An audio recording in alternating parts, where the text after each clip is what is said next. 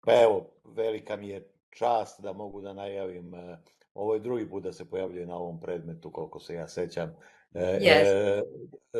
profesor akademik Elizabeta Ristanović, ona je odnedavno član Akademije Republike Srpske, inače je načelnik, kako beše, odeljenja za mikrobnu genetiku i imunologiju, jesam dobro zapamtio, Tako Elizabeta? je, tako je. Na vojnom Na medicinskom. Vojno-medicinskoj akademiji i da kažem ono što je nama od posebnog interesa je da je verovatno naš najveći stručnjak za taj bioterorizam i biološko ratovanje i tako. Tako da će, eto, imat ćemo čast da čujemo, kako beše naslov ove najnovije knjige koju ćemo gledati na fakultetu da promovišemo u neko skorije vreme. Da, najnovija knjiga je vezana za hibridni rat, to je knjiga ruskog akademika Igora Nikolajevića Panarina, gde sam ja jedan od urednika zajedno sa generalom Krgom, urednik srpskog izdanja. To je knjiga iz edicije Hibridni rat, Jalta 2 i krah imperije parazita, odnosno govori o tehnologijama vođenja hibridnog rata, istorijskim modalitetima vođenja hibridnog rata danas, i, što je najvažnije, metodama suprotstavljanja istom. Tu su raznorazna iskustva kroz istoriju, jer znamo jako dobro da se hibridni rat posebno protiv Slovena, generalno protiv ruskog naroda kao najvećeg slovenskog naroda, a posebno protiv srpskog naroda, s obzirom na, eto, i naziv ovog predmeta, zaista mi je čast i zadovoljstvo što me pozivate da držim predavanje Srbija u međunarodnim odnosima.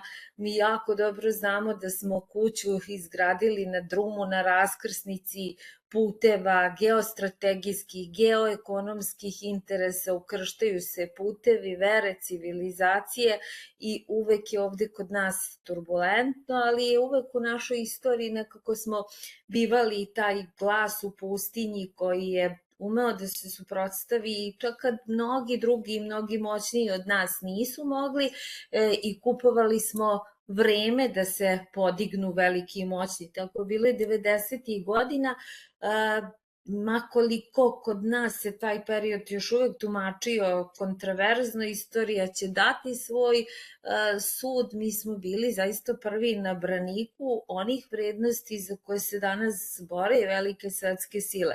Naravno da su ti procesi veliki, sve te promene bezbednosne, rekla bih, arhitekture sveta su uvek turbulentne, uvek teške, uvek dugotraju s aspekta nekih naših malih ovozemaljskih života i uvek ono što se pripremalo za druge pravoslavne i veće narode uvek je nekako prvo isprobavano na srpskom narodu.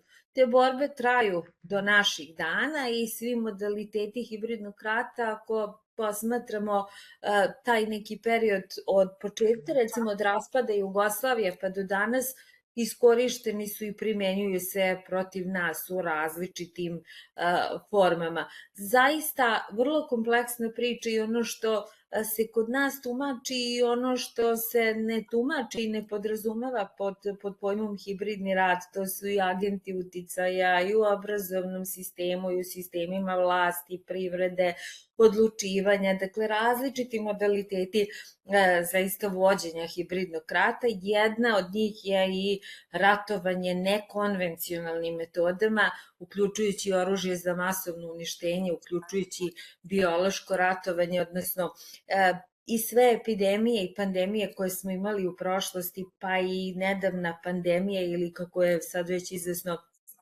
pandemija COVID-19 nam je to na neki način i pokazala i sve ono sa čim smo se susretali u prošlosti, a sa čim ćemo se naravno susretati i u budućnosti. Nauka je jedna, jedinstvena, ja ne pripadam onoj kategoriji ljudi koji dele nauke na usko specifično na prirodne i društvene, zato što je zaista potrebno i zbog toga nam je sistem obrazovanja jako važan i taj filozofski pogled na nauku u celini i zbog toga je bitno da on bude snažan, jer samo tako kao istinski obrazovani ljudi možemo da stvaramo i bolju budućnost naše zemlje, bolju budućnost našeg naroda, da se suprotstavimo svim izazovima sa kojima smo se suočavali, sa kojima ćemo se suočavati u vremenima koje dolaze, jer sigurno ovo područje, rekoh već, gde se ukrštaju različiti interesi, uvek će biti na neki način turbulentno. Sudbina nam je odredila to mesto, a naše da se sa tim izborimo na adekvatan način i baš u knjizi, zaista hvala Branko što ste to pomenuli, knjiga je predstavljena u Akademiji nauka Republike Srpske. Republika Srpska je posebno na meti hibridnog rata, kao i ostatak srpskog sveta i naroda, ali nedavno i zaista je akademski prostor i Univerzitet u Beogradu i akademska javnost možda pravo mesto da se o tome diskutuje na pravi način. Profesor Panarin daje modalitet suprotstavljanja, to je takozvana doktrina 3D, duhovnost, državnost, dostojanstvo. Znači možda nam je to sad potrebnije nego ikad, jer kad se kaže duhovnost, misli se na kičmu, misli se na zdravinu duhovnih snaga koja nam je toliko potrebna, jer ako pođete od profesije kojom se ja primarno bavim, nema fizičkog zdravlja bez duhovnog zdravlja. Sve je dakle u prirodi nekako neraskidivo povezano i ova naša akademska saradnja koju negujemo i na ličnim osnovama i na institucionalnim osnovama godinama unazad je možda pravi dokaz za to sve. Dakle, ja ću pokušati da se osvrnem na biološke agense i nove tehnologije upravo kao oružje hibridnog rata. Mi danas živimo u eri veštačke inteligencije, biotehnologija, nanotehnologija, koje će zaista doneti, one već menjaju svijet, menjaju nauku u celini, menjaju i sisteme rukovođenja i upravljanja. I zbog toga su jako prodiru u sve sfere ljudske delatnosti. Naravno, tu se kriju i razne zamke. Cyber prostor je takođe bojno polje, ne samo za koje se vode ratovi, nego i u kojem se vode ratovi, tako da između ostalog i ovo što sada govorimo i slušamo, znači uvaženi studenti, kolege profesori i ja, sve o čemu razgovaramo, čuju i svi drugi u cyber prostoru. I naravno ne treba nas da opterećuje naše obaveze intelektualaca da istinu svedočimo i da o njoj govorimo, ali smo i tekako zbog zaštite nacionalnog suvereniteta i tekako je važno da brinemo i o tom segmentu cyber bezbednosti.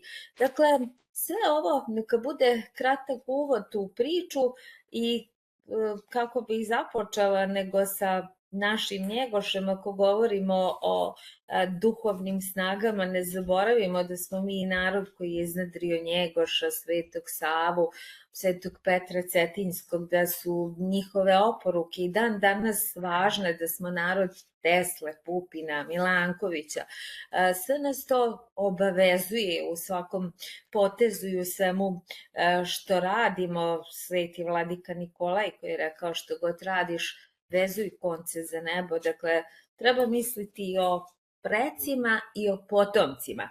No, svet u kome živimo je takav kakav jeste, mi drugo vreme nemamo i on se dinamično i brzo menja i menja se njegova bezbednostna arhitektura. U toj promeni iskrsavaju novi izazovi. Ko bi rekao da će pre samo 20 godina živjeli smo u svetu koji je bio unipolaran i nama se izgledalo da nikad neće doći do promene ravnoteže snaga, a ipak je došlo do relativno brzog prekomponovanja. No, i stari i novi izazovi ostaju u svemu tome i hajde da malo o tome popričamo. ovako je izgledalo 2019. godine kada smo imali prvu promociju te prve knjige o hibridnom ratu koju je Branko spomenuo. Znači, i tada je zapravo u Beogradu rođena ta ideja o Jalti 2, o novoj nekoj prekompoziciji sveta koja se upravo dešava. Dakle, šta podrazumeva hibridni rat? Podrazumeva sveukupnost metoda vojnog, političko-diplomatskog, finansijsko-ekonomskog, informaciono-psihološkog, informaciono-tehničko-tehnološkog pritiska, tehnologije obojenih revolucija, terorizma, ekstremizma, delovanja specijalnih službi, struktura javne diplomatije, nevladinih organizacija usmerenih protiv države, vlade, vojno-političkog bloka, transnacionalnih korporacija i tako dalje. Tehnologije su različite, znači one obuhvataju od terorizma, ekstremizma, dezinformacije, informacioni rat je srž hibridnog rata, informaciono-psihološkog pritiska, vojno-političkih pritisaka, finansijsko-ekonomskih pritisaka, hakerskih napada, napada na funkcionisanje kritične infrastrukture, obojenih revolucija, nezakonite, nelegalne migracije, narkotrafiking, korišćenje društvenih mreža, sve u svemu vreme u kome živimo. To nije nov pojam, da se razumemo, i kod nas je i u vojsci i u terminologiji službi je taj pojam korišten, samo što se ranije govorilo o specijalnom ratu, o psihološko-propagandnom, informacionom ratu. Alen Dals, šef CIA, je 67. godine govorio o informacionom ratu, strategiji hibridnog rata protiv Sovjetskog saveza, recimo, koje su korištene od strane Zapada, koje su provodili Churchill, Kennan, Dals, Rockefeller, Kissinger, Bžežinski, mnogi drugi. U takvom smislu kakav danas postoji i što često čujete i u našim medijima, svi govore o terminu hibridni rat, ali u američkoj vojnoj literaturi se u kao takva sintagma pojavio 2005. godine kad je nekadašnji šef generalštaba Matis i pukovnik Hoffman dali su jednu definiciju budućnost ratovanja uspon hibridnog rata i rekli da hibridni rat podrazumeva borbena dejstva, mirotvoračke aktivnosti na razdvajanju sukobljenih strana, pružanje humanitarne pomoći, informaciono-psihološke operacije i rad sa civilnim stanovništvom. Ukratko, to smo negde i mi doživljavali i viđali u praksi tokom ratnih sukoba na prostoru bivše Jugoslavije. NATO 2010. godine uvodi termin hibridne pretnje. Na samitu u Varšavi 2016. zvanično je usvojena strategija vođenja hibridnih ratova, a nova strategija hibridnog rata SAD-a iz 2019. godine kao glavne protivnike definiše Rusiju, Iran i Kinu i tu se pored tvrde i meke moći uvodi pojam prinudne sile, koja podrazumeva ekonomske sankcije, kazneno-političke mere, sajber operacije, tajne obaveštajne operacije, vojnu pomoć, propagandu, ekonomske sankcije, podrška političkoj opoziciji, aktivno korišćenje protestnog i zloupotreba protestnog potencijala u cilju destabilizacije situacije sa jednovremenim nanošenjem vojnih udara visokotehnološkim oružjem po najvažnijim objektima. S druge strane, Ruska federacija daje odgovor u vidu doktrine generala Gerasimova od aktualnog načelnika generalštaba od 1. marta 2019. godine, gde govore o svedimenzionalnom odgovoru koji podrazumeva i razvoj naoružanja i informaciono suprotstavljanje i duhovni štit koji sam spomenula. Znači, u svemu tome, rekoh već, meka moć, akademska zajednica tu posebno prijemčiva i to se već godinama, decenijama radi, primenjuje i kroz časove jezika, razmjena studenta, naučnih programa, medicinska pomoć, nametanje kulturnih sadržaja, sporta, modnih trendova, filantropije i svega drugoga.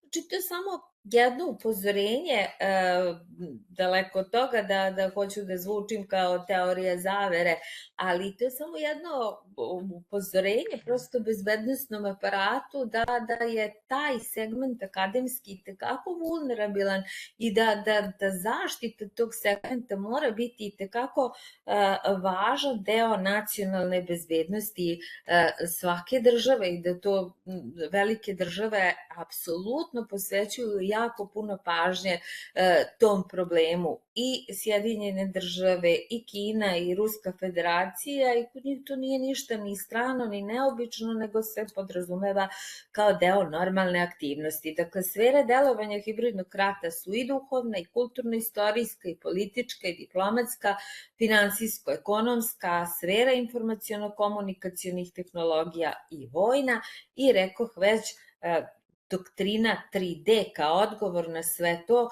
podrazumeva jačanje ekonomske, političke, vojne moći države, ulaganje u obrazovanje, ulaganje u zdravstvo, sektor bezbednosti, znači jačanje institucija koje mora da bude sveobuhvatni nacionalni zadatak i ozbiljna obaveza svih. Imamo li mi kao Srbija meku moć i tekako u mnogo čemu, rekoh već, kroz naše sjajne sportiste, sjajne naučnike, izuzetne prirodne lepote, izuzetno kulturno nasleđe.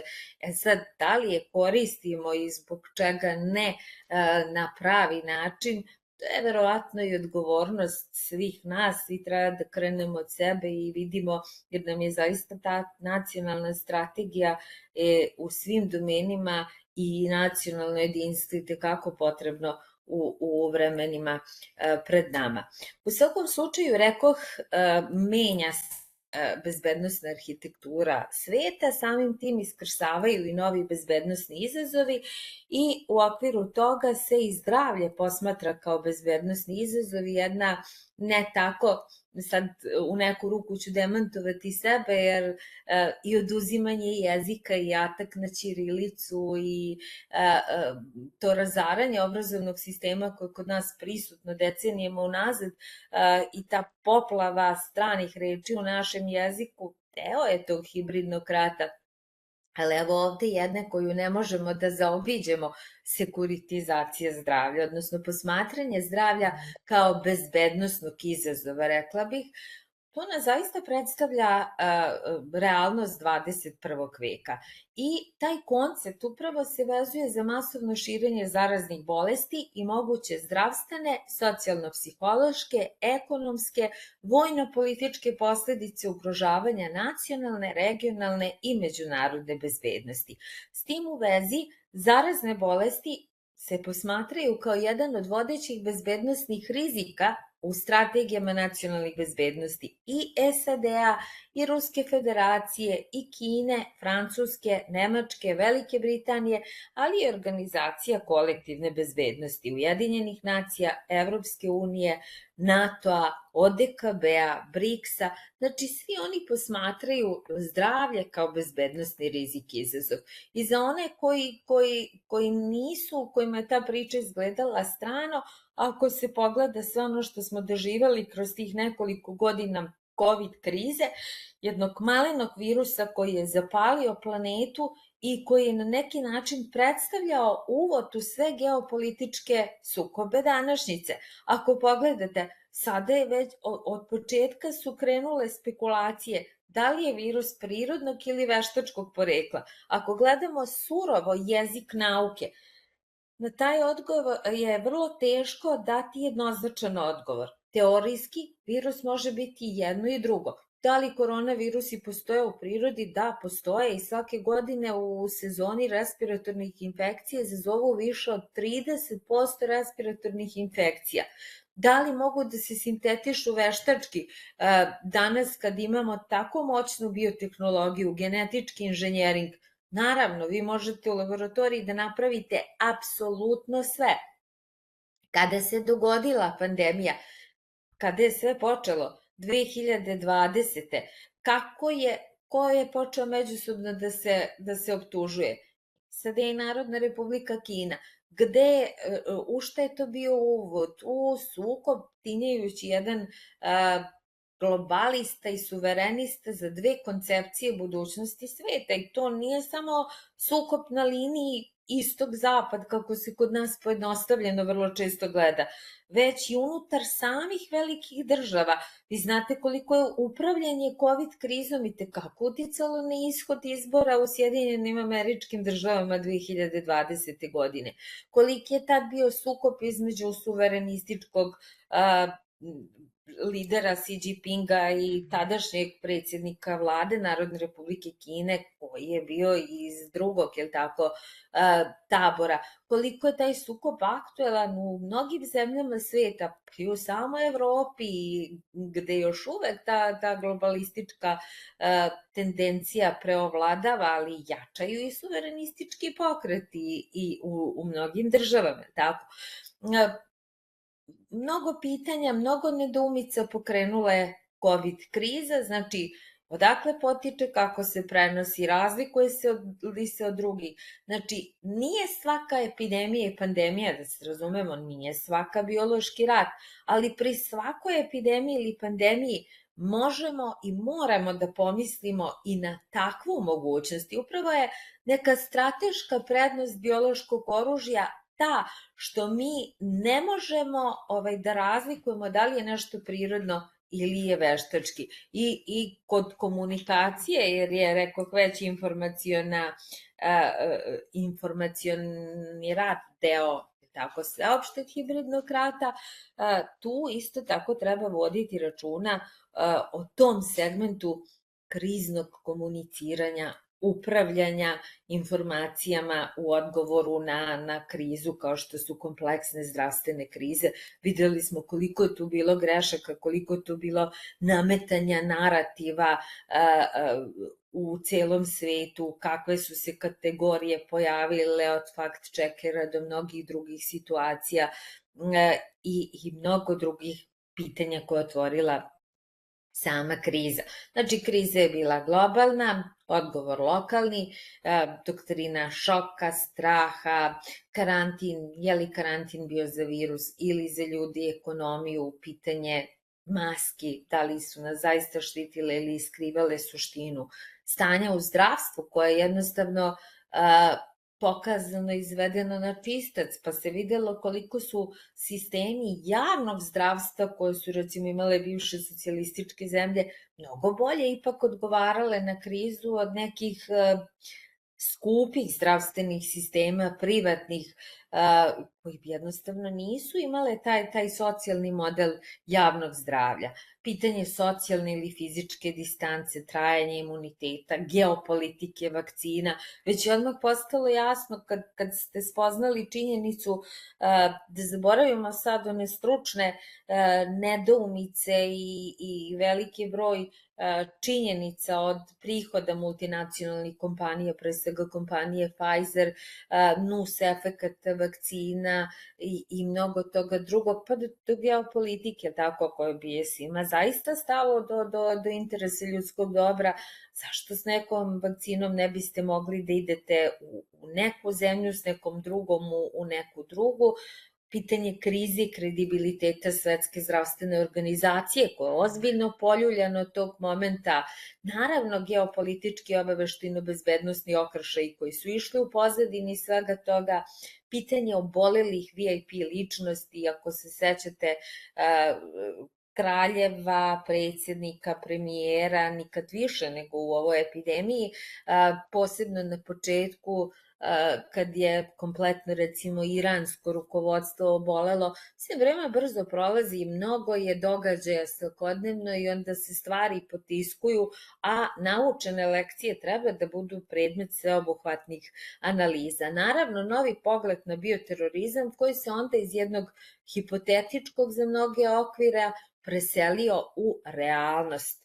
Uticaj na mentalno zdravlje, izazovi i zamke online obrazovanja, posledica po kognitivni, društveni i emotivni razvoj mladih, pogotovo mlade dece, krizna komunikacija, politizacija struke koja je bila prisutna, medicinska diplomatija, pitanje medicinskog obaveštajnog rada i naravno pitanje ljudskih prava i sloboda nakon krize, jer sva iskustva, pa i ova novija od antraksa do korone, pokazuju da se posle svake ovakve krize nekako korpus ljudskih prava smanjivao. Šta još možemo da zaključimo? Šta nam je doneo COVID? Upravo ono što sam pomenula malo čas, na velika vrata je doneo veštačku inteligenciju i pokazao da veštačka inteligencija u zdravstvu zaista poboljšava našu sposobnost da pratimo, predviđamo, odgovaramo na zdravstvene krize u smislu procene širenja, trajektorije, dijagnostičkih alataki, brze proizvodnje dijagnostikuma, lekova, vakcina, pomoći u iznalaženju lekova, obrade velike količine podataka, optimizovanje upravljanja resursima, korišćenje robota, prognostičko prediktivno modelovanje, plasiranje informacija, ali otvara i novu Pandorinu kutiju mogućih zloupotreba, posebno onu koja se tiče obrade i čuvanja velike količine medicinskih i genetičkih podataka, biološke i sajber bezbednosti i zloupotrebe nauke. Jednostavno, otvara se i pitanje sad genetičkog suvereniteta nacija ili populacija i tako dalje. I verujte, ni sama nisam bila svesna tog značaja veštačke inteligencije dok nisam na jednom skupu u Moskvi upravo na forumu tehnologija budućnosti videla sebe pred štandom Sberbanke sa očitanim elektrokardiogramom, elektroencefalogramom i stanjem raspoloženja. Mislila sam da je to prati ekspresiju lica, pa sam pokušala da se igram s tim, međutim nepogrešivo je radilo do te mere da me uplašilo i da sam i sama promenila svoj odnos prema tome i postala nekako dodatno oprezna, naravno poštujući sve tehnologije i sve ono što one zaista mogu dobro da donesu. Znači, od rane dijagnostike lečenja do etičkih i, bogami, bezbednosnih dilema i činjenica da to nije samo futuristički koncept, već da je to zaista naša stvarnost. U pitanju veštačke inteligencije najviše je odmakla Narodna Republika Kina i prošle godine je otvorila prvu svetsku bolnicu sa veštačkom inteligencijom u kojoj pacijente leče u virtualnom svetu lekari koje generiše veštačka inteligencija. Isto pokreće i medicinsko osoblje i šef istraživačkog tima bolnice rekao je da ova inovativna metoda omogućava pravim lekarima da leče virtualne pacijente i ono na što je posebno apostrofirao, to je da grad bolnice sa veštačkom inteligencijom može da simulira i predvidi različite medicinske scenarije kao što su širenje, razvoj i kontrola zaraznih bolesti u regionu. Evo nas ponovo na terenu bioloških agenesa. Kad je i tu na terenu veštačke inteligencije i na polju biotehnologije razvio se isto jedan pravi rat između opet Narodne Republike Kine i Sjedinjenih država, Evropska unija je donela uredbu 13. juna prošle godine o pravilima o veštačkoj inteligenciji. Skupština Srbije takođe otvorila javnu raspravu o strategiji razvoja veštačke inteligencije do 2030. godine i procenjuje se u ovoj strategiji da će ona uticati na 40% delatnosti. Sad, u kolikoj meri treba naći meru gde je tu i u kolikoj meri će tu biti razvojna šansa, svakako hoće, ali i sačuvati se mogućih rizika. Jer jedan izveštaj State Departmenta iz tog perioda objavljen marta 2024. godine daje alarmantnu sliku katastrofalnih rizika za nacionalnu bezbednost koja predstavlja veštačka inteligencija, koja se brzo razvija i jednostavno upozorava na bukvalno na veštačku inteligenciju kao pretnju ljudskoj vrsti do nivoa izumiranja. I govori o tome da bi veštačka inteligencija mogla da predstavlja neku novu vrstu oružja za masovno uništenje, upozoravajući na rizik nove trke u naoružanju i na potrebu u ovoj oblasti i na potrebu za hitnim regulisanjem ove oblasti. Sad, interesantno je na to upozoravaju SAD, koje s druge strane, kad je bila u pitanju konvencija o biološkom oružju kao takvom, imale su najviše rezervi i sprečavale do dan danas formiranje nekog regulatornog tela koje bi na nivou Ujedinjenih nacija se bavilo utvrđivanjem istine da li je došlo do kršenja biološke konvencije, da li je negde zaista upotrebljeno biološko oružje ili ne. Takvog regulatornog tela do dan danas nema. Kad je u pitanju COVID krize i ako pogledamo unazad da li se pandemija mogla izbeći, znate kako, mi u nauci stalno imamo obavezu da nešto pišemo. I stalno se govori o časopisima sa visokim impact faktorima, naravno ima tu to i svoju, osim naučne razmene, ima i komercijalnu dimenziju, ima mnogo drugih dimenzija, ali tako?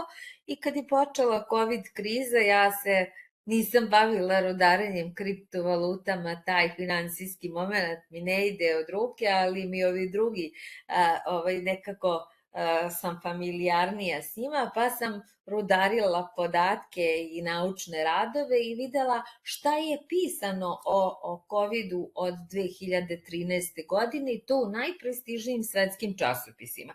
I pogledala sam da ima jako puno radova na temu koronavirusa, jer sećate se 2003. bio je SARS u Kini, pa je 2000 i jugoistočnoj Aziji, pa je 2010. godine bio na prostoru Bliskog istoka. To je ista porodica koronavirusa koji je prvi put izolovan kod nas 76. godine, upravo na Vojno-medicinskoj akademiji.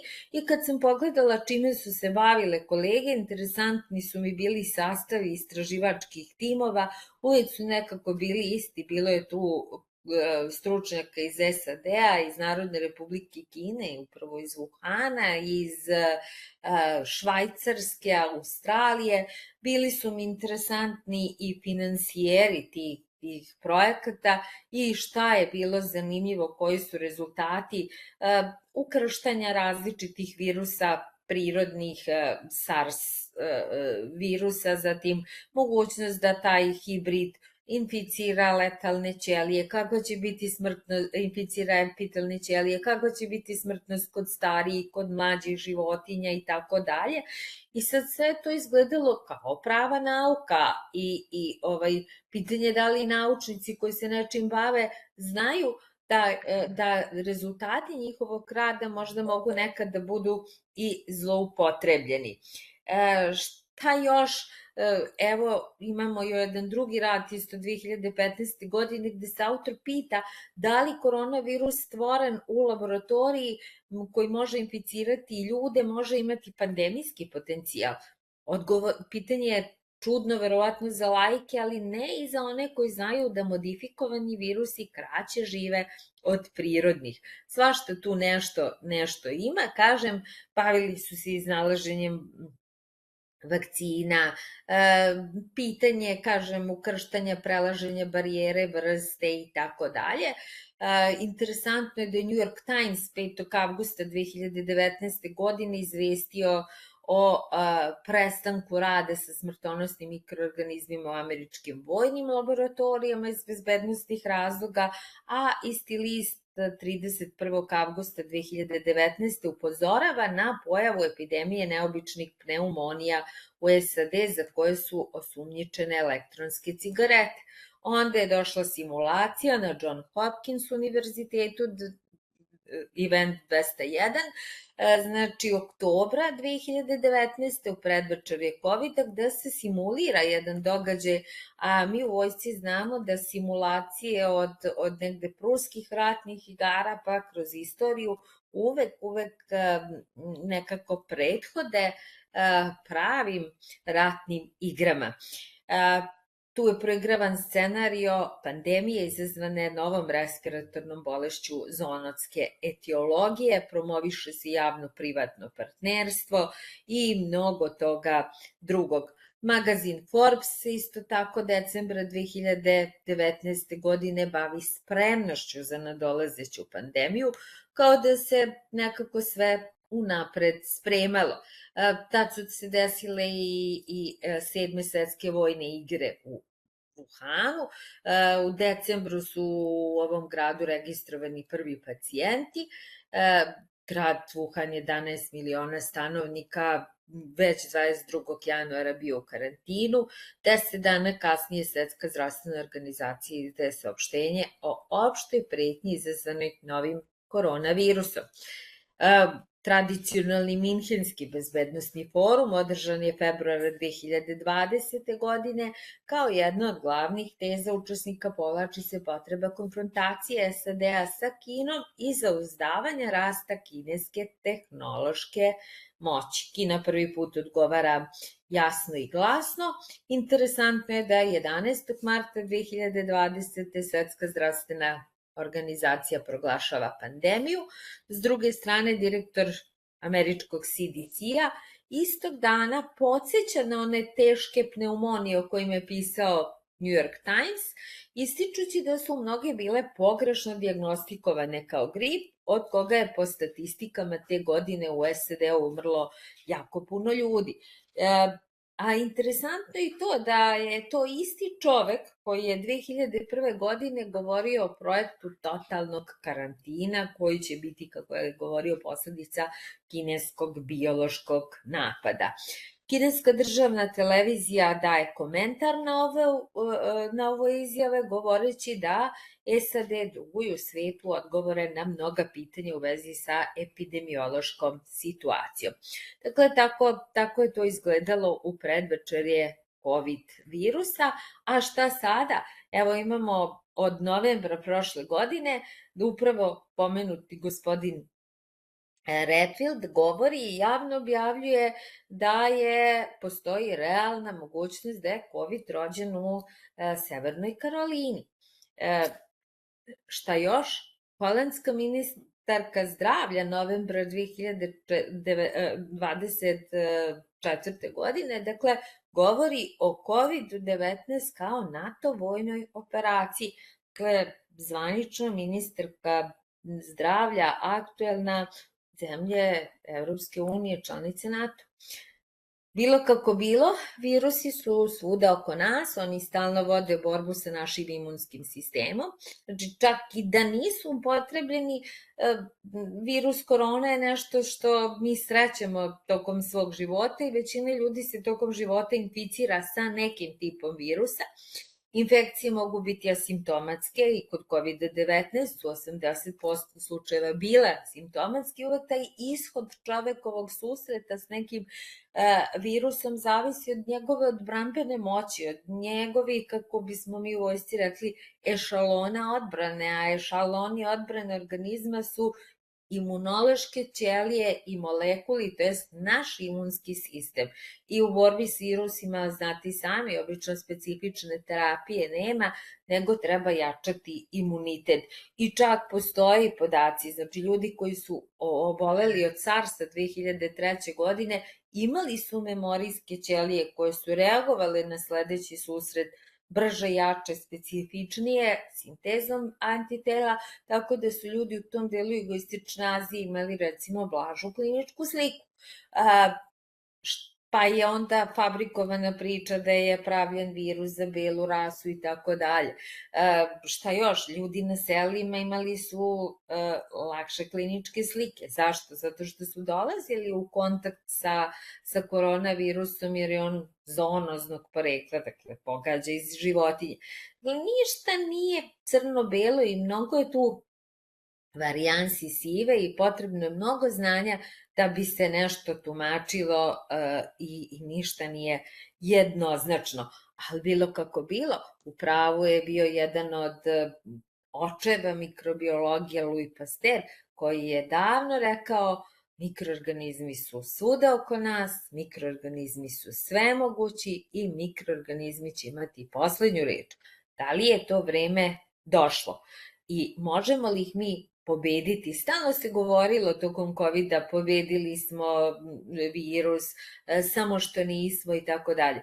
Da vas razočaram. Znači, mi mikroorganizme ne možemo pobediti. Zašto? Zato što su mikroorganizmi najstariji i najvitalniji oblik života na planeti. Svako od nas ima svoj mikrobiom, ima svoju jedinstvenu mikrobiološku ličnu kartu. Znači, to su silni mikroorganizmi, mi na sebi imamo 90% ćelija mikroorganizama ako gledamo u apsolutnom broju i 10% ćelija eukariotskih, ljudskih. Prema tome, znači, taj mikrobiom u međusobnim interakcijama nas štiti na neki način, jedinstven je, raznovrsniji je od našeg genoma. Na osnovu toga to može da se koristi u forenzici. Ako ga poremetimo, otvaramo put prodoru opasnih patogena. Tako, mnogo je tu interakcija koje treba da znamo i danas se čak i neke hronične nezarazne bolesti upravo objašnjavaju mikrobiološkom etiologijom. Mi taj svet ne poznajemo dovoljno. Znači, prosto do skora se govorilo da mi znamo samo 4% virusa. Danas kad imamo veštačku inteligenciju, ta priča ide mnogo brže razotkrivanja, tako da u svakom slučaju očekuje nas i pojava novih zaraznih bolesti i ponovno javljanje starih. I ta tiha pandemija koja već postoji, jer veliki broj ljudi već umire od rezistentnih antibiotika, od rezistentnih bakterija koje su rezistentne na sve postojeće antibiotike. I tu veštačka inteligencija, na primjer, može jako puno da pomogne da se stvara personalna terapija, da se menjaju paradigme lečenja. Samo recimo prošle godine istraživači iz Kine, Hong Konga i Australije otkrili su čak 162.000 novih virusa u različitim sredinama. Mikroorganizmi rasprostranjeni su svuda u svetu, naravno tamo gde se više proučavaju, više ih i ima svakako, ali pitanje otkuda epidemije i pandemije? Pa mikroorganizmi imaju sami neke svoje ekološke zakonitosti. Oni teže da prosto jačaju svoj vitalni potencijal i kad dođu u osetljivu populaciju, dolazi do pojave epidemije i pandemija prirodnim putem. Klimatske promene o kojima se toliko govori, naravno da se i one politizuju, da danas već i sami znate koliko pitanja otvoreno vezano za takozvanu zelenu agendu. Da li može da se utiče na klimu i na veštački način? Svakako može. Geofizičko oružje nije novost, ono postoji, ali činjenica je da to otopljavanje do koga dolazi i oni ciklusi koji još davno objasnio naš Milutin Milanković, dovode do širenja areala rasprostranjenosti raznih mikroorganizama. Tako su nam došle u mediteranski pojas, u jugoistočnu Evropu, neke bolesti koje su bile atipične za naše geografsko područje. Pa sad govorimo o virusu zapadnog Nila, o denga, zika, groznici, o mnogim drugim ranije tipično tropskim bolestima. Malarija, koja je iskorenjena bila kod nas, vratila se do Grčke. Pitanje je kad će stići kod nas ponovo kao autohtona. Tu je popela se na Kilimandžaro, zamislite koliko visoko ide. Globalizacija sa njenim pozitivnim, obično govorili smo o negativnim nekim aspektima, ali taj pozitivni aspekt razmene ljudi i dobara, brzog kretanja, omogućuje da sa kraja na kraj sveta lako i brzo putuju i mikroorganizmi, jel tako? Čak i ako ih zloupotrebimo, pa recimo, pošto je aerosolni put primene biološkog oružja nekako najpristupačniji i najefikasniji, a zamislite kako aerosolom variole poprskate jedan avion koji ide sa kraja na kraj sveta i vreme inkubacije za virus variole je 12 dana. Za 12 dana koliko puta taj avion obiđe svet, koliko se putnika promeni na dnevnom nivou i kuda može da se raširi virus i kako to recimo može da dovede do pandemije, bolesti koja je smatrana iskorenjenom još davne 79. godine Svetska zdravstvena organizacija proglasila eradikaciju variole. Naravno, Socijalno-ekonomski kontekst, kriza, siromaštvo, rat, sve to dovodi, loši higijensko-sanitarni uslovi uvek dovode do lakog širenja mikroorganizama. Rat i mikroorganizmi su uvek bili prirodni saveznici, i ako isključimo segment biološkog rata kao takvog. Migracije iz zone epidemiološkog rizika, sa migracijama se sele i mikroorganizmi. Ukoliko dolazite iz zone gde postoje neke bolesti kojih na drugom području nema, populacija je osetljiva, eto brzog širenja bolesti. Migranti koji prolaze kroz naše geografsko područje, niko od njih nema ni vakcinalni ni bilo koji drugi pasoš da kažemo od čega je bolovo i šta se dešavalo u prošlosti. Boravak u zonama rizika po raznim osnovama, turizam, posao, mirovne misije i tako dalje. Znači, bioterorizam kao zloupotreba mikroorganizama u terorističke svrhe, zloupotreba nauke i tehnologije. Danas imamo takve tehnologije genske hirurgije da vi možete da pravite ne samo etički specifično biološko oružje, za što se nekada smatralo da je naučna fantastika, već i biološko oružje koje će targetovati pojedinca. Neko će reći kako ako su razlike na nivou genoma između recimo rasa vrlo male. Čak ne postoje, promilske su između rasa, zamislite između naroda na Balkanu, faktički ih nema, ali u kodirajućem delu genoma postoje neki nekodirajući delovi genoma, neki pojedinačni nukleotidi gde vi možete da ugradite određeni virus specifičan za nekoga ili neki mikroorganizam. Tako da danas ta tehnologija genske hirurgije CRISPR-Cas9 uz dodatak veštačke inteligencije omogućava mnogo toga. Naše geografsko područje u prošlosti ništa nije poštedilo, pa nisu poštedile ni opasne epidemije, tako da smo imali epidemiju tifusa u Srbiji 1915. godine, koja je po svedočenju doktora Huntera bila najnaglija u nastanku, najbrža u širenju, najveća u intenzitetu i najbrže, kažu, zaustavljena od svih epidemija. Šta je, zahvaljujući jako dobroj aktivnosti upravo vojnog saniteta, i to je ta specifičnost vojnog zdravstva i njegovog reagovanja u kriznim situacijama.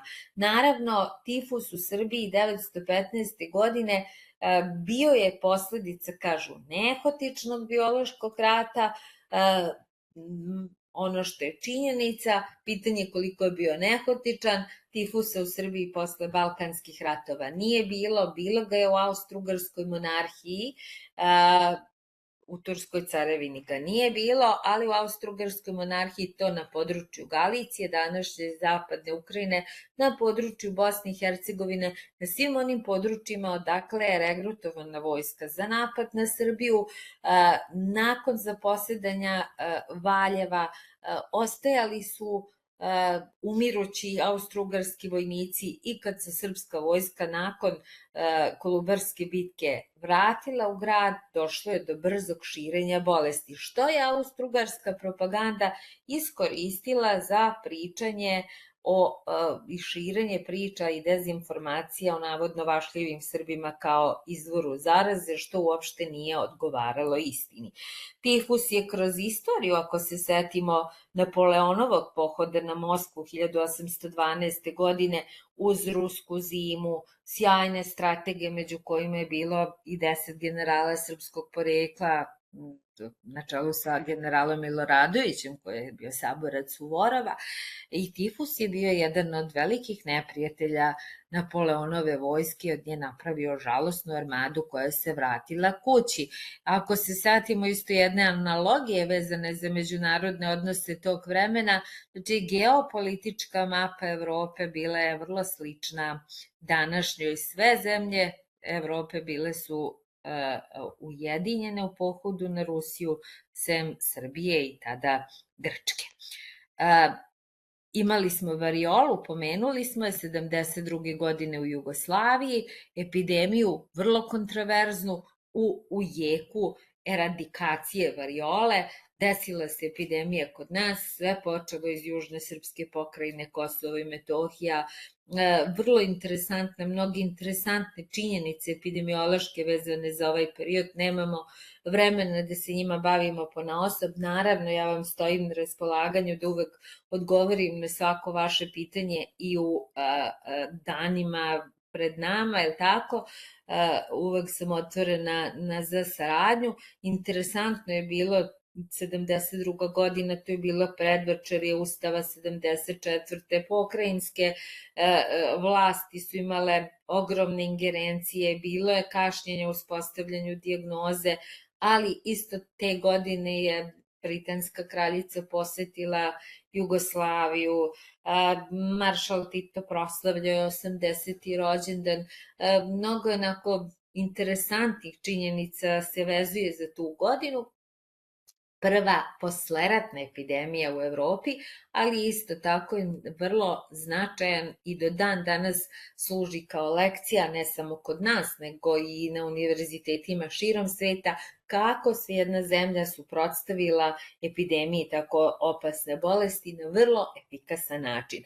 Naravno, imali smo pre svega uz oslonac na vlastite snage, uz dobro razvijene naučne institute, naš institut Torlak vrlo brzo je izolovao virus, napravio dijagnostikum, apsolutno nije bio, imali smo vakcine domaće proizvodnje, znači jednu organizaciju vrlo efikasnu sistema zdravstvene zaštite, jedan moćan naučno-istraživački centar, moćnu domaću proizvodnju, što je jako važno, znači i možda i to jedna od lekcija i COVID-a treba da bude koliko je važno ulagati u sopstveno znanje, u sopstvenu pamet, jer ko na sopstvenu pamet ne računa uvek skupo plaća tuđu. Mnogo je stvari koje su vrlo interesantne vezane za tu epidemiju, jedan čovek je u neposrednom kontaktu zarazio 38 ljudi, što ne postoji do tada u literaturi ni posle toga. Mi smo napisali sva ta naša iskustva vezana za epidemiju variole. Variola inače pripada klasi A potencijalnih bioloških agenasa i nakon eradikacije 79. godine ona se sad zvanično čuva u 2 centra, u CDC Atlanta i u Vektor institutu u Novosibirsku u Rusiji. Obe zemlje bile su u obavezi do 2000. godine da unište svoje sojeve, naravno to nisu radili, uz obrazloženje da je verovatno ima i u drugim zemljama, ali čak i da je nema, virus variole postoji u prirodi i svakih 100 godina desi se prirodna epidemija variole. Variola je odnela mnogo života, živote mnogih faraona, mnogih vladara i na kraju bila je prvi zvanično, iako zvanično biološki rat nikad nije vođen, jer niko ne priznaje činjenicu, čak i ako iskoristi biološko oružje, vi civilizovani Evropljani doneli su na prostor Severne i Južne Amerike i tako se obračunali sa domorodačkim indijanskim stanovništvom, upravo korišćenjem maramica i ćebadi kontaminiranih izlučevinama ljudi obolelih i umrlih od variole u Evropi, u Evropi, Aziji, Africi variola je bila prisutna, na američkom kontinentu nije i naravno da je unošenje variole napravilo zaista veliki pomor među tamošnjem stanovništvom. Mnogi eksperimenti, još za vreme hladnog rata, variola se nalazila u arsenalima biološkog oružja obe supersile, rađeni su mnogi eksperimenti, čak su ukrštene ebola i variola, onda kad je genetski inženjering bio na samom početku, a možete misliti koje mogućnosti danas pruža razvoj nauke, kad imamo i od sekvencu genoma i mogućnosti, kao što sam rekla, genske hirurgije. Iz porodice Poxviride, odakle potiče i variola, su i majmunske boginje o kojima se pričalo puno prethodnih godina i danas stoje na listi jednog od izazivača vodeći neke buduće pandemije. Interesantno je da se dosta pričalo 2022. godine i to samo godinu dana nakon što je Međunarodna konferencija o biološkoj bezbednosti u Minhenu održala simulaciju globalne pandemije koja uključuje, kako su rekli, neobičan soj majmunskih boginja. Tu se proigravao neki scenario šta i kako može da dođe. Interesantan je i broj radova objavljivanih u tom periodu, a kad su u pitanju naše iskustva, mi smo imali iskustvo ne samo sa variolom, imali smo iskustvo još sa mnogo opasnijim virusom od variole. Znači, zamislite, idemo gradacijski. Smrtnost od COVID-a je manje od 1%. Po zvaničnim statistikama koje su uvođene, kako su uvođene nesuvislo, da se do dan danas ne zna da li je neko umro od korona ili sa koronom i mnoge druge nedoumice koje postoje s tim u vezi. Međutim, govorimo o malom virusu sa malom smrtnošću koji je paralisao svijet i imao ogromni geopolitički, socioekonomski i mnoge druge implikacije. Govorila sam o varioli gde je smrtnost 25%, pa smo rekli da je tokom hladnog rata ukrštena sa ebolom koja ima smrtnost do 75%. Brat blizanac ebole je Marburg virus, gde smrtnost može ići do 85%. Filovirus i končasti dugački i zamislite, upravo su naši stručnjaci i naša zemlja imali susret sa Marburg virusom 67. godine. Isto smo se uspešno sa njim izborili. Kako nam je stigao, došao je iz Afrike. Afrika je zavičaj mnogih virusa i dragulja i dijamanata, prirodnih bogatstava, zato je tako atraktivna za vodeće zemlje sveta i dan danas, a majmuni iz Ugande korišteni su, te ćelije bubrega majmuna, za proizvodnju vakcina tada protiv dečije paralize. Majmuni su došli u Beograd i nemačke gradove Marburg i Frankfurt preko aerodroma u Londonu, majmuni iz Ugande. I šta se dogodilo? Imali su neobično ponašanje, naši stručnjaci poštovali su sve standarde biološke bezbednosti koji su bili poznati u to doba, tako da su videli neobično ponašanje, pratili, tako da smo videli su veliki procenat uginuća kod majmuna iz njihovih ćelija, izolovali virus, okarakterisali, zamelo da se zove Beograd virus. U gradu Marburgu je bilo 24 obolelih i 17 mrtvih. Znači, nije tehnologija ta, nego je i stručno znanje nešto što i pomaže i štiti i omogućava efikasnu borbu sa ovakvim pošastima kakvi su mikroorganizmi. Imali smo prošle godine epidemiju Marburga u Ruandi. Ruanda i Uganda su susedi i imali smo po podacima Svetske zdravstvene organizacije do 31.10.2024. 66 potvrđenih slučajeva, znači negde manji procenat smrtnosti, ali to ne čudi zato što ljudi tamo žive sa Marburgom, tako da je tu stopa smrtnosti manja.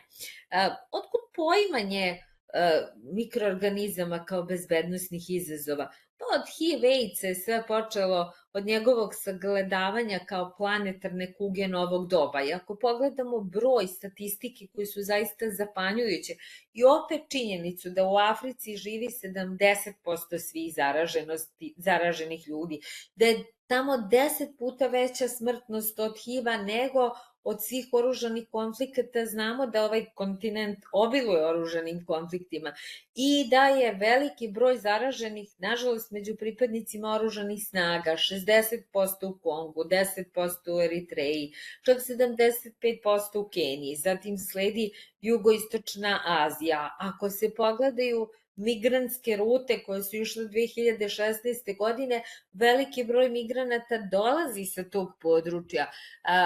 Zašto to kažem? Zato što je lečenje HIV-a vrlo skupo. a uz HIV idu i pridružene bolesti, jer HIV kao virus napada upravo ćelije koje treba da nas brane, te limfocite. I smanjenjem te limfocita, broja te limfocita, postajemo podložni raznim drugim infekcijama. Tako da uz njega idu pridruženo, kažem, i hepatitis C i hepatitis B, čije lečenje takođe veoma skupo. I vi nije slučajno, ekologija i ekonomija kao reči imaju isti koren, oikos, što znači dom, je li tako? I nije čudo da uz bioterorizam kao fenomen mi možemo govoriti i o ekonomskom terorizmu kad se pogleda koliko sve ovo košta. Upravo je HIV doveo do toga da su mnoge strategije, mnoge rezolucije Saveta bezbednosti, predsjedničke direktive, Bele kuće, dakle mnogi dokumenti na svetskom nivou, mnogi su se bavili ovim problemom. O HIV-u se govorilo kao mogućem uzročniku, odnosno mogućem sredstvu za podrivanje ekonomske moći velikih država kao što su Indija, Kina, Rusija i promeni vojne ravnoteže u svetu, posebno 90-ih godina. Interesantno je reći da su Ujedinjene nacije u svojoj agendi Bezbedniji svet, naša zajednička odgovornost, istakle da se zarazne bolesti mogu smatrati jednom od najvećih bezbednosnih pretnji, da ubijaju do 15 miliona ljudi godišnje, najviše u Aziji i Africi, da su odgovorne za 63% smrtnih slučajeva kod dece i smatra se da je više od 15% malignih bolesti i infektivne etiologije. Dakle, same po sebi predstavljaju ogroman problem. Mi smo imali svinjski grip 2009. godine, mnogi kažu uvertira za COVID. Imali smo interesantnu činjenicu da smo, grad Beograd i Srbija su bili domaćini univerzijade, Vojno-medicinska akademija bila je zadužena za medicinsko zbrinjavanje ovog događaja i naravno suočili smo se sa svim izazovima i medijskih natpisa i dizanja panike i svega onoga, situacije da zamalo ceo događaj padne u vodu, da nismo adekvatnim reagovanjem i postupanjem prosto sprečili širenje defetizma, panike, zbrinuli sportiste koji su oboleli i dobili na kraju pohvalu FIS-u za najbolje organizovano medicinsko zbrinjavanje univerzijade ikada. Ebola koju sam pomenula, imali smo epidemiju 2014. godine u Sierra Leone, u Liberiji i Gvineji, koja je odnela 11.000 ljudskih života na tom malom području. Sad pogledajte, ovo je, ni kiša ne pada slučajno, ovo je koincidencija ili ne, to je ovaj deo, je li tako, zapadne Afrike, pogledajte kartu mineralnih resursa i rudnih blaga u ovom području. To su sve zemlje koje karakteriše izuzetno loš zdravstveni sistem, koje nemaju stručne kadrove, koje imaju izuzetne infrastrukturne manjkavosti. To su države koje su relativno nedavno izašle iz oružanih konflikata i političke nestabilnosti, ali imaju velika prirodna bogatstva. Rezolucija Saveta bezbednosti Ujedinjenih nacija govori o eboli kao pretnji međunarodnom miru i bezbednosti, a Svetska banka izašla je odmah sa low i high ebola scenariju. Zika virus, spomenula sam ga malo pre u kontekstu komaraca, klimatskih promena i tako dalje. Zika virus isto afričkog porekla i 2015. godine vezuje se za prostor Južne Amerike, Brazila konkretno. Ako vidimo, pripadamo onoj, da kažem, starijoj generaciji koje su naši učitelji i uzori učili da nema epidemije bez sociopolitičke pozadine i da uvek treba da gledamo kontekst kad se nešto dešava. Tako, ako posmatramo šta se dogodilo 2015. godine na području Brazila, kad je onako medijski eksplodirala ta priča, Brazil je bio domaćin olimpijskih igara u Riju i desio se opoziv brazilske predsjednice tadašnje Dilme Rousseff, koja je danas predsjednica Razvojne banke BRICS-a. Nakon toga je priča splasnula o Zika virusu. Sada se ponovo javlja prethodnih godina I kad se sve ovo uzme u obzir, postavi se pitanje ko je sledeći? Marburg, majmunske boginje, ptiči grip, novi sojevi COVID-a, još neki od manje poznatih virusa. Dakle, da li će biti epidemije, pandemije? Sigurno da hoće, bilo da su prirodne, bilo da su veštačke, svaka mogućnost je otvorena i zato se treba pripremiti da na ovakve odgovore i na ovakve izazove odgovorimo na najbolji mogući način. Evo, jedan anagram, znate, bili su različiti sojevi, alfa, beta, delta, omikron. Delta i omikron, pokušajte da se proigrate pa da vidite da li ćete naći rešenje ovog anagrama i ne tražite ga na veštačkoj inteligenciji, onda kad smo ga mi postavili, ChatGPT nije postojao.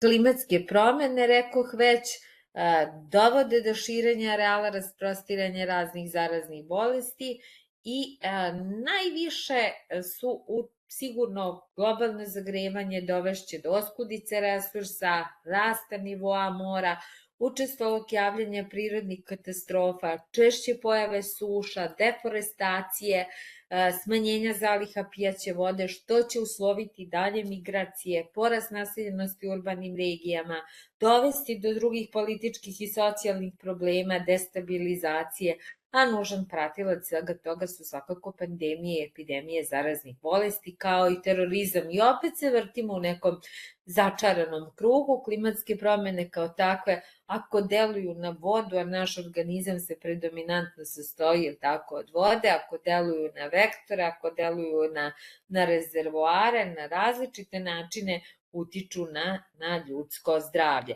Što se tiče mikroorganizama, najpodložniji uticaji klimatskih promena su zoonoze. To su mikroorganizmi koji izazivaju bolesti ljudi i životinja, a među mikroorganizmima, među novoiskrslim je čak 80% uzročnika zoonoza. Na listama potencijalnih bioloških agenesa je više od 70% uzročnika zoonoza.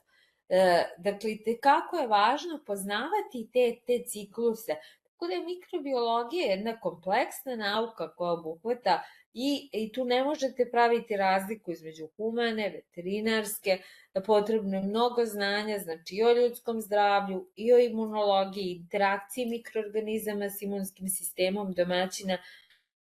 Dakle, i tekako migracije predstavljaju sve ono šta smo prošli u prethodnom periodu i vezano za migracije, a ko zna, vrlo turbulentna, vrlo vulnerabilna, tako da u svakom slučaju kad su migracije u pitanju, i tu je kad je bio taj migracioni talas 2015-16. godine, koordinisani pristup evropskih država izostao. S druge strane, to jeste bio stručni, organizacioni, materijalni i bezbednosni izazov, ali opet ispit solidarnosti i humanosti. Mi smo ga kao zemlja mnogo bolje položili od mnogih drugih zemalja i zaista pružili maksimalnu pomoć migrantskoj populaciji, onako kako to medicinska etika nalaže.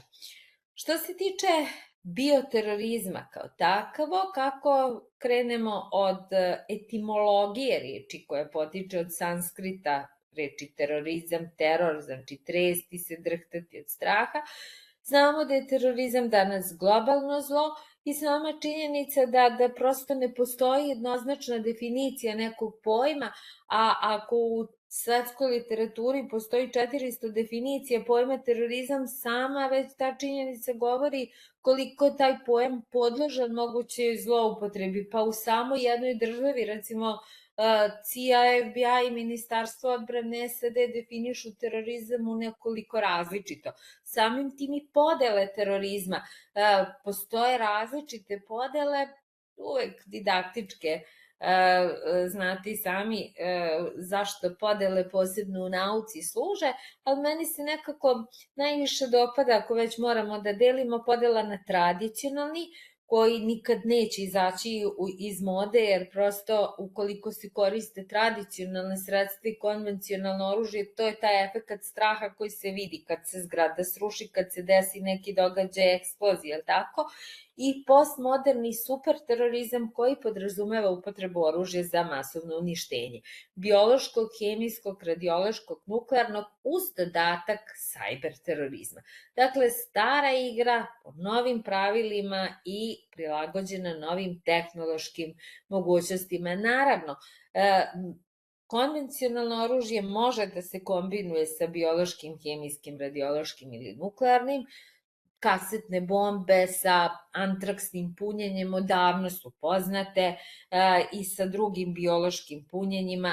Danas tekovina ovih novih ratova su dronovi, vidite, niko nije računao, držali smo ih za male igračke iz ujalice koje lete iznad naših glava na plažama ili svadbama, a vidite koliko nevolja nanose i kako su sredstvo modernog ratovanja i upravo u tim dronovima mogu da postoje i kanisteri za diseminaciju biološkog oružja ili hemijskog oružja. Da ne govorimo o interkontinentalnim raketama sa biološkim punjenjem. Naravno, to podrazumeva nešto drugo. Znači, ako govorimo o bioterorizmu kao takvom, zavisno od toga koji efekt želite da postignete. Ukoliko želite da kontaminirate gradski vodovod, nešto znanja iz mikrobiologije, svest o posledicama, način da dođete do mikroorganizama relativno jednostavan. A ukoliko želite da mikroorganizam zapakujete u interkontinentalnu raketu, eto, boga mi nije asimetrična pretnja niti privilegija siromašnih, nego upravo tehnološki najsuperiornijih zemalja. Zašto? Zato što mikroorganizmi su osetljivi na ultravioletno zračenje, mikroorganizmi su osetljivi na visoke temperature. Dakle, vi njih morate na neki način da upodobite, potreban je jedan multidisciplinarni pristup, potrebno je dosta znanja, ne samo iz mikrobiologije, molekularne biologije, nego iz fizike, iz meteorologije, geofizike, iz vojnih nauka. Dakle, mnogo toga je potrebno da bi se napravilo efikasno biološko oružje. Od svih vrsta oružja za masovno uništenje, biološko oružje se nekako s obzirom na taj zastrašujući razvoj nauke i tehnologije zastrašujuće brzo razvije i širi, a upravo su strategije nacionalnih bezbednosti u ovom području nekako neadekvatno izgrađene. Tu je najviša šupljina, tu je prostor za ono nadigravanje sujeta, jer kad se kaže mikroorganizam, ljudi koji nemaju adekvatnu širinu će vas poslati u Ministarstvo zdravlja kad kažete njima terorizam ili rat, oni će vratiti lopticu sektoru bezbednosti. Tako da se u tome zapravo gubi mnogo vremena, otvara manevarski prostor za ljude ili države sa opakim namerama, tako da je potencijalna destruktivnost kad je ovakvo oružje u pitanju takva da se isto smatra strateškom pretnjom danas, zato što može da proizvede patnje širokih razmera. Možete da kombinujete različite mikroorganizme među sobom, recimo bakterije, viruse i toksine. Možete da kombinujete biološko i hemijsko oružje, pa ćete se usredsrediti, ili biološko i nuklearno, pa ćete se usredsrediti na efekte nuklearnog, a biološko će da se širi, ili hemijskog i tako dalje. Mnogi su varijante tu moguće, tako da se terorizam, pa i biološki terorizam u tom kontekstu može danas posmatrati kao rat, kao zločin i kao bolest. U tom kontekstu i ta strategija odgovora mora biti takva. Dakle, mikroorganizmi koji žive, rekoh na početku, na nama, koji nam mnogi koriste, štiti nas mikrobiom, rekla sam, proizvode vitamine, gljivice proizvode antibiotike, s druge strane mogu biti upotrebljeni kao oružje u ratu ili rukama terorista. Dakle, ništa nije zlo samo po sebi, sve postaje zlo preko pogrešne primene. I šta kaže biološka konvencija? Šta je to biološko oružje? To su znači mikrobi, bakterije, virusi, gljivice, paraziti i toksini. Sad ovde kad se kaže toksini, misli se na toksine koji produkuju mikroorganizmi, pa recimo jedan botulinum toksin, samo vrlo mala količina botulinum toksina je dovoljna da uništi svo stanovništvo na planeti u kristalnom obliku. Ali se tu misli na toksine koji su produkti, malo je definicija široka, verovatno ciljano, na toksine koji su produkti biljaka, recimo i životinja, to je ricin koji se smatra omiljenim otrovom špijuna. To su tetrodotoksin, saksitoksin koji produkuju brojni, recimo, morski organizmi. Znači, bez obzira na njihovo poreklo i način dobijanja, čije posjedovanje, kaže, nije namenjeno za profilaktičku, protektivnu ili neku drugu miroljubivu svrhu. A bioterorizam podrazumeva korišćenje bioloških agenasa i njihovih produkata u terorističke svrhe iz političkih, ekonomskih, ideoloških, religioznih i drugih pobuda. Istorijat ne bi se zadržavala, star koliko i ljudsko društvo i civilizacija u celini. U starom vijeku su Skiti, recimo, koristili strele natopljene krvlju obolelih i umrlih od zaraznih bolesti i na takav način se obračunavali sa protivnicima. U srednjem veku pomoću katapulta su ubacivani leševi ljudi i životinja zaraženih kugom u utvrđene gradove. Pričali smo kako je unešen virus variole na prostor Severne Amerike. Nemačka se u Prvom svetskom ratu radila upravo na korišćenju biološkog oružja radi uništavanja stoke. Zašto? Stoka je bila faktor logistike tadašnjih vojski. U Drugom svetskom ratu Japan se posebno isticao po monstruoznosti korišćenja bioloških agenesa. Eksperimentisali su in vivo nad kineskim stanovništvom u okupiranoj Mandžuriji, nad stanovništvom jugoistočne Azije, Malezije, Indonezije i tako dalje. I japanski general Shiro Ishii pre rata je bio kapetan, do kraja rata general, nažalost nije odgovarao za počinjene zločine, za njega nije bilo ni Nirnberga, ni Haga, on je otišao posle rata u Sjedinjene Američke Države, navodno da kaže šta je radio i tu mu se gubi svaki trag. Tokom Drugog svjetskog rata počinje razvoj državnih bioloških programa u SAD-u i Sovjetskom savezu, a nakon toga počinje hladni rat gde se ove dve vodeće supersile utrkuju i u razvoju zapravo biološkog oružja. Stalno se radi na usavršavanju biološkog oružja, a razvojem genetičkog inženjeringa naučnici su počeli da se igraju u bogova, a opasni duh je, čini se, izašao iz boce. Novo sagledavanje i nova era u tom razvoju biološkog oružja i u rastu budžeta za biološku odbranu, posebno na zapadu, nastupa 2001. godine, kad se u Sjedinjenim Državama desila takozvana antraksna kampanja. 22 osobe su obolele, 11 od plućnog, 11 od kožnog antraksa i do tada je optužen je vojni mikrobiolog za diseminaciju agensa, Bruce Ivins, a put diseminacije bio je do tad neuobičajen preko pisama sa finim prahom koji je sadržao 1 trilion spora u gramu supstance. Njegova krivica nije dokazana, on je bio u zatvoru, ispitivano je njegovo poreklo, prisustvovala sam u Kongresu vojnih psihologa i psihijatara gde su govorili o tome kakva mu je bila majka, šta je voleo, šta nije voleo u detinjstvu, koji su mu bili motivi. Slučaj nije doživao sudski epilog, on je navodno izvršio samoubistvo u zatvoru, ali se zna, kako kažu pokoljenja djela sude, tako se sve po posledicama zna, rast budžeta za biološku odbranu nakon toga bio je enorman. Kontrola potencijalnih bioloških agenasa u trećim zemljama, kontrola je uvek s jedne strane dobra, s druge strane zavisi od toga ko koga i zašto kontroliše.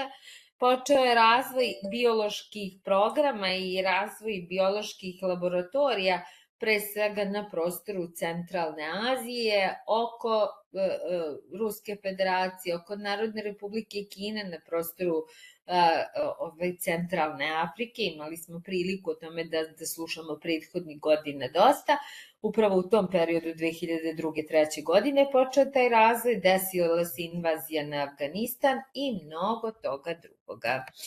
Znači, neki zovu biološko oružje atomskom bombom siromašnih, međutim ovo sve o čemu sam rekla dovodi u pitanje ovu definiciju, što sve zavisi šta mi zapravo želimo. Da li želimo da izazovemo kratkoročne efekte, operativne, taktičke ili strategijske, znači onda su stvari drugačije. Ako ovo posmatramo iz ove prizme, zašto je biološko oružje izazov? Pa jednostavna i relativno jeftina proizvodnja. Mogućnost prikrivene, ali efikasne primene. Sve može da izgleda kao prirodna epidemija. Šta još? Evo jedne procene Svetske zdravstvene iz 72. godine vezano baš za antraks, koja kaže da bi oslobađanje 100 kg spora antraksa u obliku aerosola na grad od 5 miliona ljudi mogla da izazove smrt od 3 miliona ljudi, što bi predstavljalo ekvivalent hidrogenskoj bombi. Dakle, dešavale su se epidemije gde smrtnost nije bila ovolika, opet zavisi ko koga i zašto procenjuje. Specifično dejstvo na živu silu, dakle nema razaranja infrastrukture pratećih objekata, izazivanje straha, panike, političke, ekonomske nestabilnosti, problemi brze detekcije, identifikacije, neutralizacije napada i sve ostalo. Evo kako izgleda kad uporedimo efekte nuklearne bombe od 12,5 kilotona sa hemijskim i biološkim oružjem, gde svi podaci idu u korist biološkog oružja.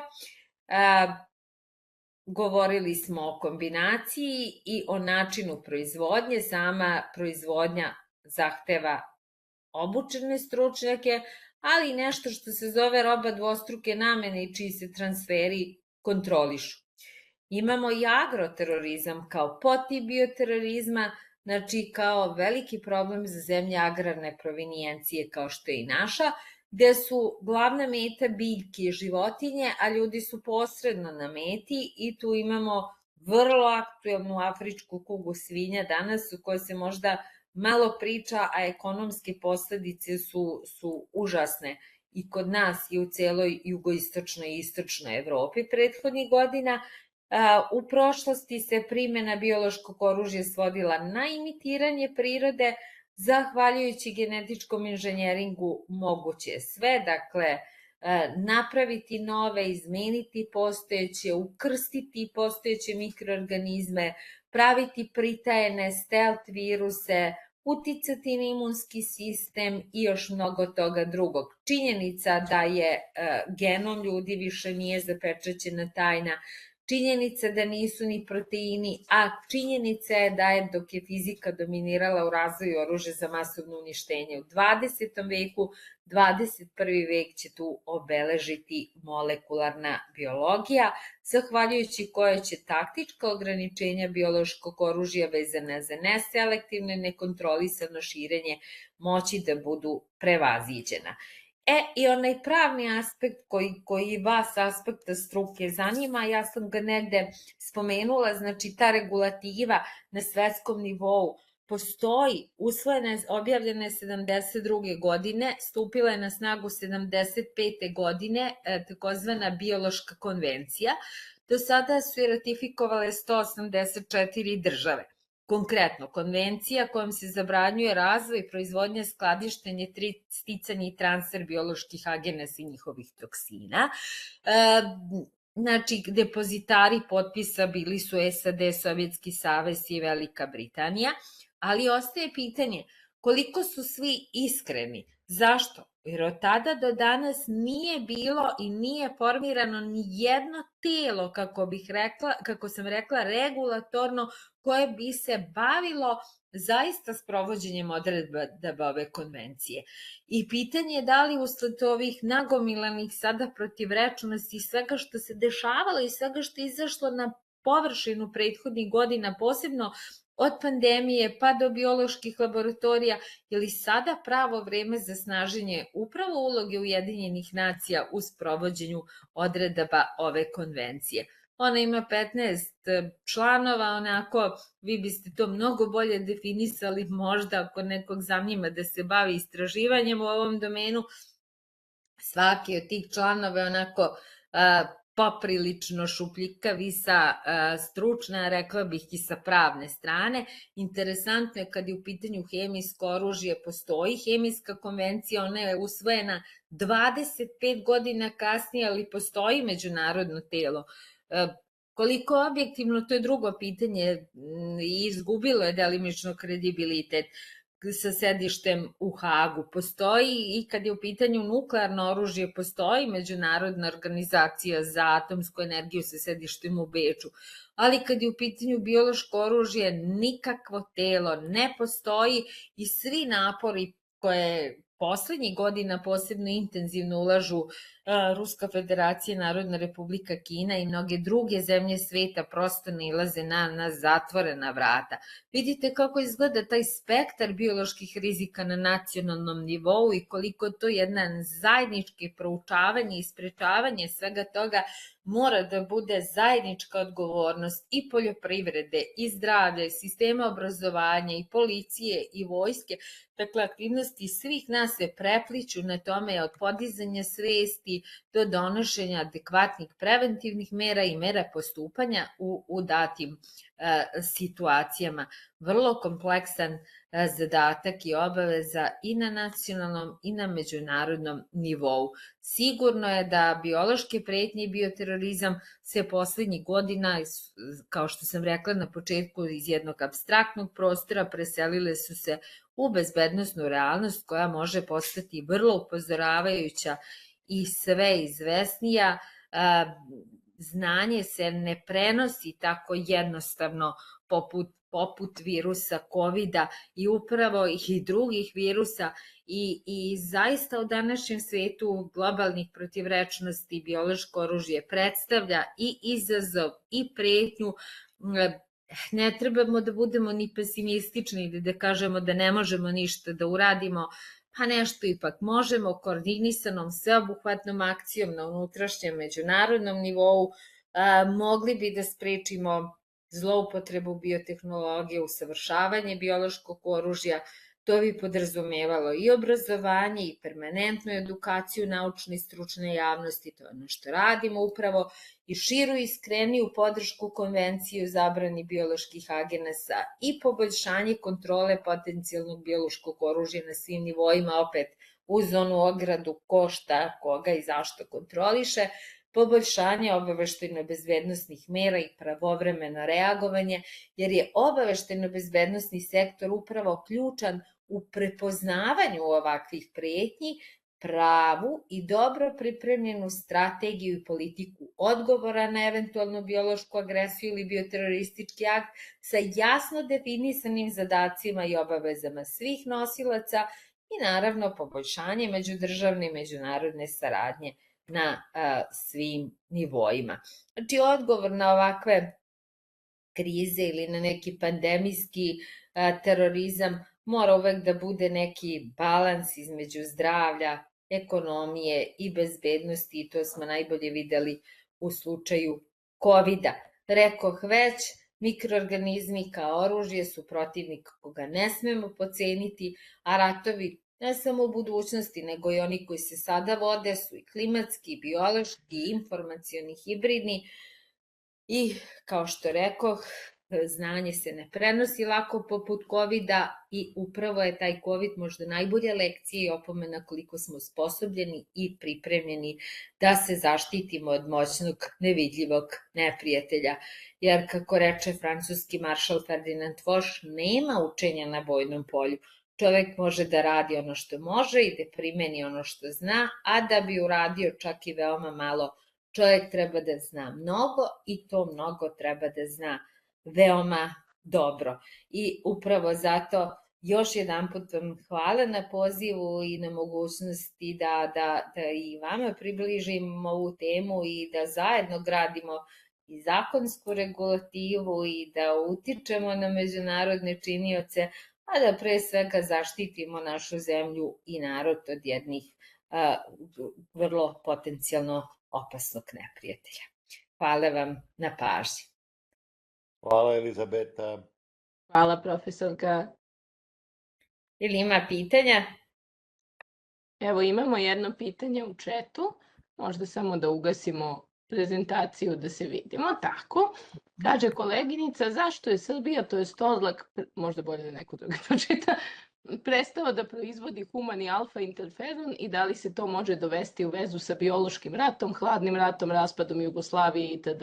Da li je nekome odgovaralo da ga više ne proizvodimo? Znam da su ga vojna lica, posebno specijalne jedinice, redovno koristili i da se posebno proizvodio u Hrvatskoj. Ovako, što se tiče interferona alfa, znači to je interferon tipa 1, njega proizvode u prirodnim uslovima, proizvode ga inficirane ćelije i on utiče na okolne ćelije da u njima uspostavi takozvano antivirusno stanje. Interferon danas ga proizvesti je vrlo lako i vrlo jeftino. Nažalost, sa raspadom Jugoslavije došlo je do degradacije i devastacije naših potencijala, uključujući pa i te naučne potencijale i dijagnostičke i mnoge druge. Naravno, da mi to treba sve da vratimo. Zašto sad se ne proizvodi, ja ne mogu da dam odgovor na to pitanje. Ja mogu da vam kažem da se interferon recimo prodaje u apotekama, interferon 1 u Rusiji, u Belorusiji, da je vrlo jeftin i da se proizvodi u obliku intranazalnih kapi i da sam ga sama koristila tokom pandemije COVID-a i da nisam obolela, iako sam stalno bila u kontaktu sa zaraženima, tako da je i bilo je čak i dosta objavljenih radova na tu temu gde su govorili u bolnicama mnogim u Rusiji i Kini gde je korišteno među bolničkim osobljem nije bilo oboljevanja. Prema tome, vrlo jeftin, vrlo efikasan molekul zasnovan na prirodi, jer kompletna nauka, mi ne smemo da bežimo od prirode, ali tako, čovjek čim se suprotstavi prirodi na neki način, ona mu to vrati kao bumerang, prema tome, sad, farmakoindustrija verovatno gura neke druge priče koje su mnogo skuplje i isplativije s njihovog aspekta. Znamo da je ta Big Pharma, kako je zovu, vrlo opasan i vrlo nezgodan igrač na svetskoj sceni, pa verovatno i tu treba tražiti neki od odgovora, ali svakako ako bi ja pravila strategiju u ovom domenu, sigurno da bi proizvodnja interferona bila prisutna. I sigurno je da mi ta iskustva treba da iskoristimo koja smo imala iz bivše Jugoslavije i u borbi sa vrlo opasnim patogenima, iskustva variole i iskustva zapravo oslonca na vlastite snage, jer je pokazala i pandemija, posebno na početku, svi su bili okrenuti sebi, jel tako? Ko nam je pritekao u pomoć? Narodna Republika Kina je razvila tu medicinsku diplomatiju zaista jako dobro, ali na početku nam je pritekla u pomoć RHB, Vojska Ruske federacije i niko drugi. Svaka zemlja i Evrope i sveta bile nekako okrenuta sebi dok se nije snašla u tom primarnom odgovoru. Tako da kažem, uvek sam za oslonac na vlastite snage. Naravno, međunarodna saradnja mora da postoji i naučna i svaka druga, ukoliko je zasnovana na ravnopravnim osnovama, tim bolje, ali kako se radilo, recimo i ta iskustva koje smo imali zaista u bivšoj Jugoslaviji, gde smo slali ljude u najprestižnije centri na istoku i na zapadu koji su učili, sticali iskustva, variola je mogla da se ne dogodi, ali mi smo imali na institutu Torlak laboratoriju za variolu i 3-4 ljudi bilo obučeno da reaguje u svakom momentu. Oni su proigravali scenarije, oni su svašta radili, jel tako, i bili spremni kad se pojavila variola da reaguju adekvatno. Problem je bilo kliničko prepoznavanje na početku, ali kad je prepoznata, vrlo brzo se i vrlo efikasno reagovalo. Smijem da pitam, je li taj interferon o kome govorite, ja se izvinjam, ne razumijem se baš mnogo, vidim da se Teodora, što mi je drago. Teodora, svaka čast na pitanje. Da.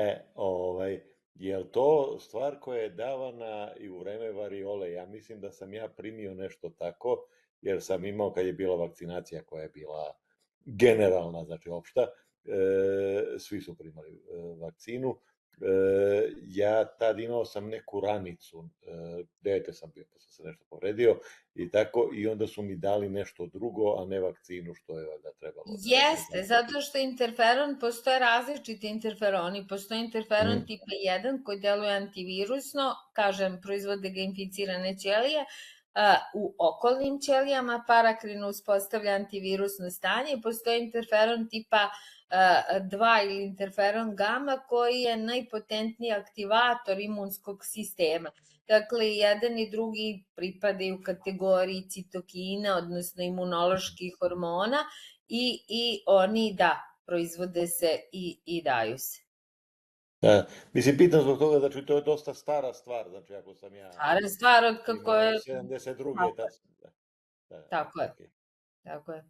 I vrlo jeftina, kažem, negde u Belorusiji 16 beloruskih rubalja ili tako nešto proizvodnja košta jedna ta bočica kapi, recimo na celom tom postsovjetskom bivše Sovjetske republike ga imaju sve, mogao se nabaviti i u Rusiji, Ukrajini, Belorusiji, svuda. Imunofan i interferon su različita stvari, ali nije isto. Imunofan i interferon su različite stvari, da. Imunofan je u stvari polipeptid, isto ima imunostimulatorno dejstvo, ali to je kombinacija nekoliko aminokiselina. Hvala. Da. Isto imunostimulirajući delo. Ima li možda još neko pitanje, kolege?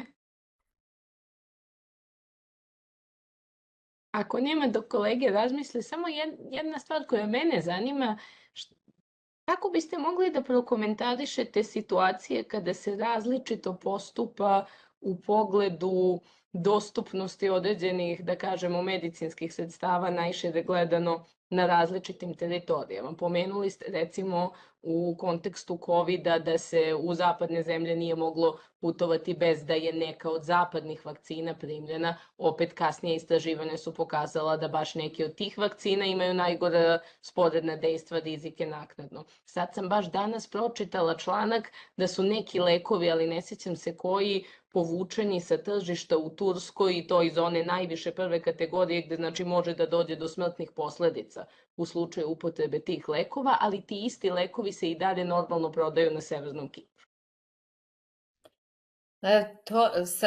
Sve to zavisi. Naravno da je stvar geopolitike i tekako, rekla sam posebno kad su u pitanju vakcine.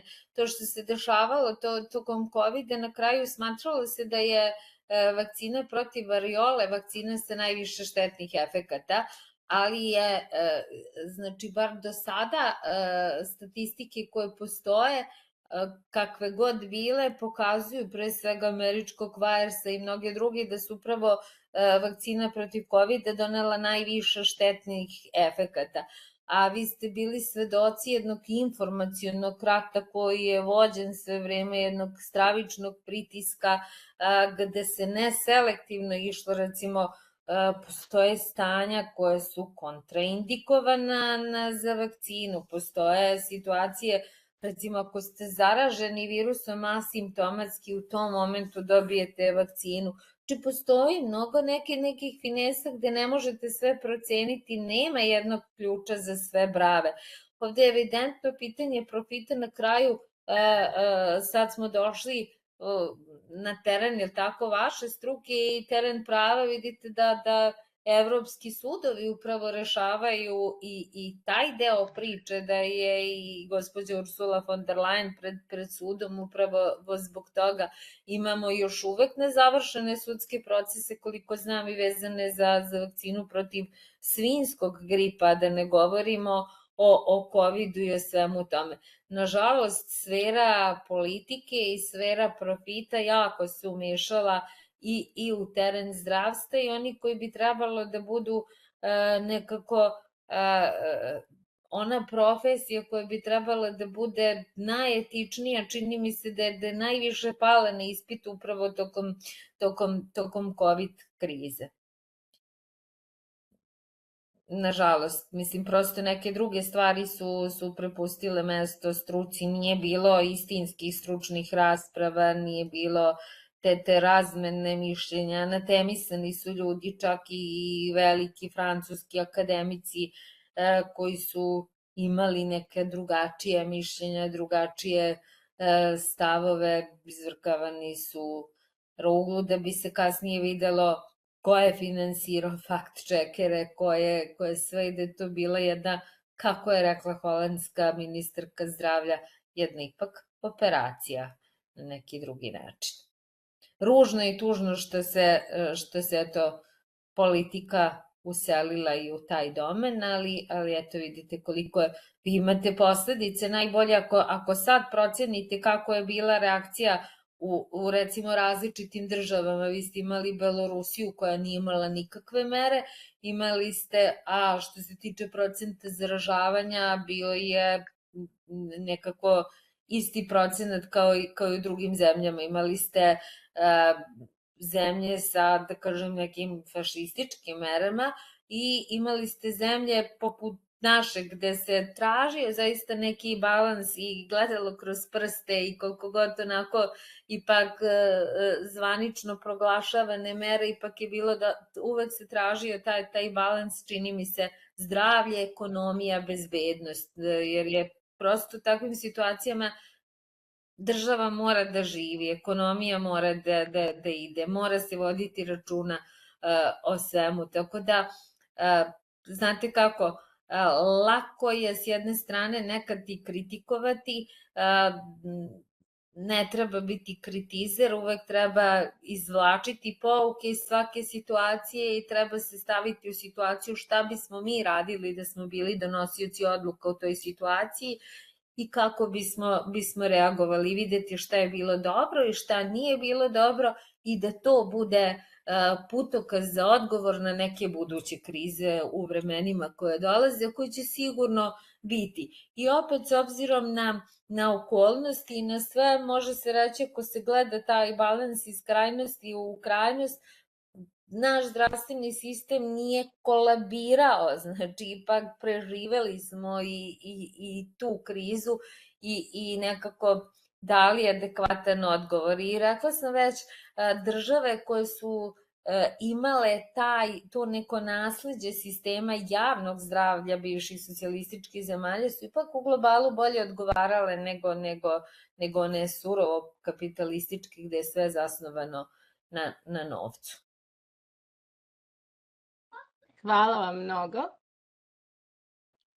Ako nema više pitanja, hvala vam na ovom divnom predavanju, profesorka, na svemu što ste nam rekli i nadamo se da se vidimo u dogledno vreme u neki drugi put u okolnostima koje neće ličiti na pandemijske, nego uživo u amfiteatru.